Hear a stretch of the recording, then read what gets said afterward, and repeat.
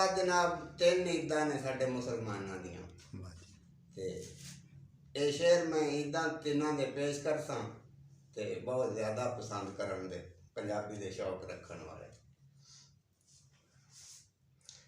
ईद मिलाद होवे इसदा ढेर सारा अदब अदाब होवे।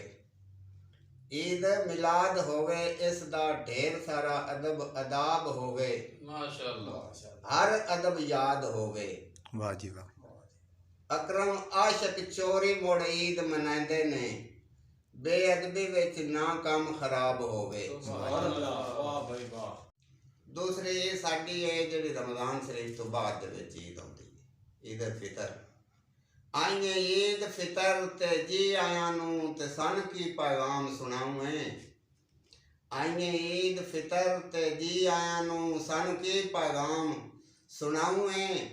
असी सरकार दीदार दे हाँ भुखे साना मुल्ला नाल मिलाऊं। वाह जी वाह। असी सरकार दे दर ते झुकना सिखिया सन मुल्ला मगर झुकाऊं।